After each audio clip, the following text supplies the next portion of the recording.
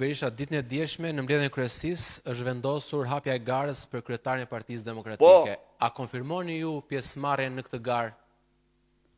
Urdhë? A konfirmoni që do të jeni ju një kandidat në këtë garë? Ndihmoni?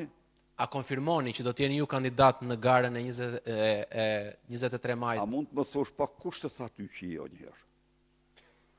Po si e bërë këtë pyetje? Kaq, përgjigje.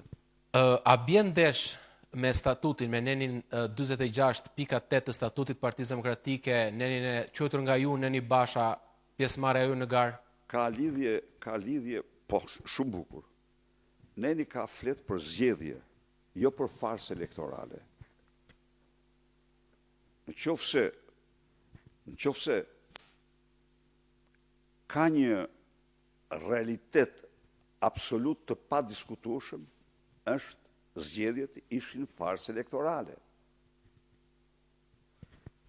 Pra, sa herë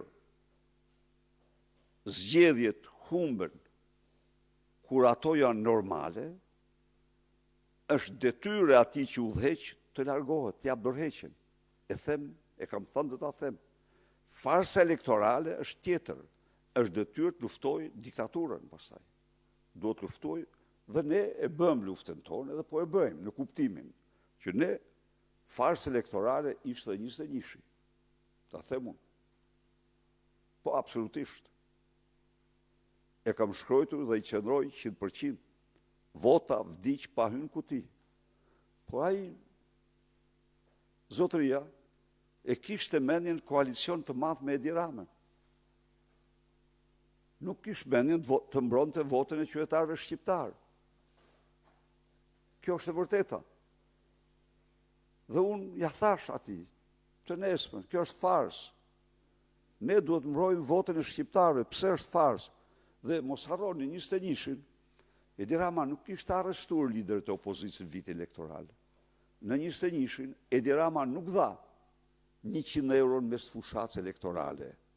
Në 21-shin, Edi Rama nuk fali 2 miliard euro kredit para zgjedhjeve Gjoba dhe Kamata. Në 21-shin, Edi Rama nuk licensoi 28.000 hektar mbjellje kanabisi. Në 21-shin, pra, nuk organizoi 4.530 evente në periudhën parazgjedhore. Por, bëri aq sa mjaftueshëm sa të deklaroj që vota vdiq pa hyrë në kuti. Pse? Dha 130 milion euro disbursime nga thesari i shtetit në kontot e 10-12.000 familjeve për dëmet, merrmetimet e dëmeve të tërmetit. E kjo ishte mjaftueshme. E bëri këtë në muajin prill. E bëri 90 milion i dha në muajin prill, 40 milion i dha në muajin mars, pra e bëri në prag të fushatës. Dhe kjo është e mjaftueshme. Përveç të tjera është sistemi të patronazhistëve të tjerë me bandave të tjerë të cilat ishin aktive. Pra, edhe 21-shi. Po problemi është se ti duhet ta faktosh. Dhe ai që ishte para meje, ai nuk ishte normal ta faktonte, nuk i interesonte sepse kishte nda pushtetin me Edi Ramën, kishte bashkem në ndarjes pushtetit. Kjo është e vërteta. Një grup pune me 10 antar me në krye Gazmend Bardhin për të parë ndryshime të mundshme statutore në kuvendin e 6 qershorit. A do të jetë një prej neneve që ndryshoj neni 46.8 jashtë të quajturi nga ju neni Basha? Ai nen nuk kap se të psoj asnjë ndryshim. Ai bën fjalë për zgjedhje. Dhe unë edhe njëherë mund t'u them. Njëherë, në radhë parë, ndryshimet e statutit janë një proces normal para çdo kuvendi. Në çdo kuvend se ka propozime, vijnë propozime të ndryshme dhe je i detyruar të shqyrtosh ato. Kjo njëra anë. Ana tjetër, ai nuk ka pse të ndryshojë, sepse ai thot zgjedhje. Dhe zgjedhjet ka një gjë. nuk janë vetëm një, do më thënë, vlerësimi tyre nuk është vetëm kombëtar, vetëm politik nga partit, ka vlerësim ndërkombëtar. Të jap një shembull unë ty. Zgjedhjet e vitit 2009 u vlerësuan, thuhet me raportin, këto zgjedhje plotësuan kriteret kryesore ndërkombëtare të zgjedhjeve dhe kjo ishte merite e tyre. Kurse po t'jap raportin po t'jap dy konkluzione, Këshilli i Europës u shpreh se në Shqipëri në këtë zgjedhje duhet të ndahet partia nga shteti. Kaq mjafton, pra zgjedhjet janë në kushtet e partisë shtet. Çka nuk bëhet fjalë ma për zgjedhje, po për farsë.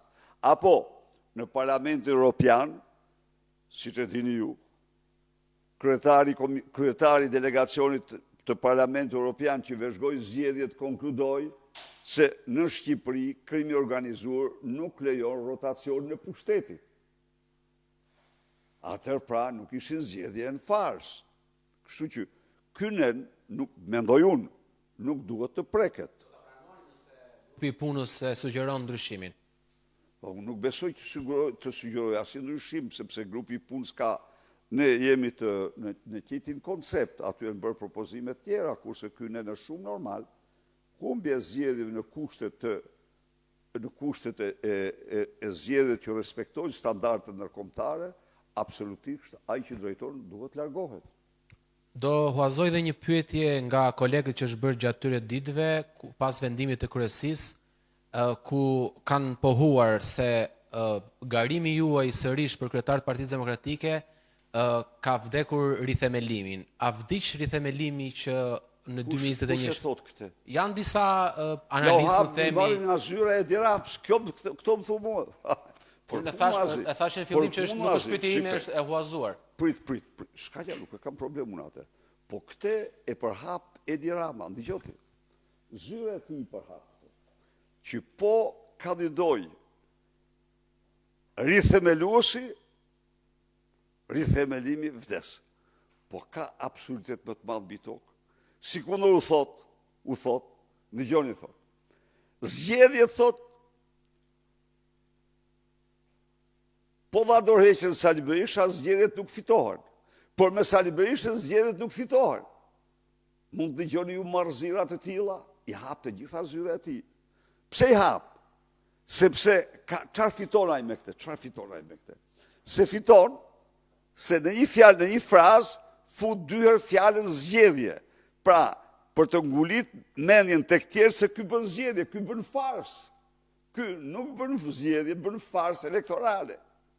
E kupton? Janë që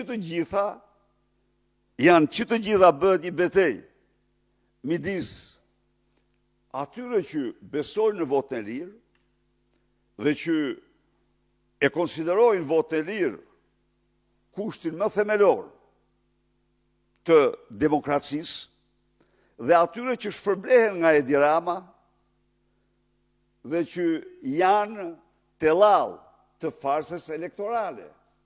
Pa nuk janë kolegë të mi këta, s'është e vërtet, asnjë prej tyre nuk e thot këtë, se ata kanë të njëjtin koncept. Pra, kjo është, këtë se kisha një gjukë, se kjo është shumë interesante, që po kandidoj rithemeluesi, rithemelimi merr fund, kjo që e bukur shumë.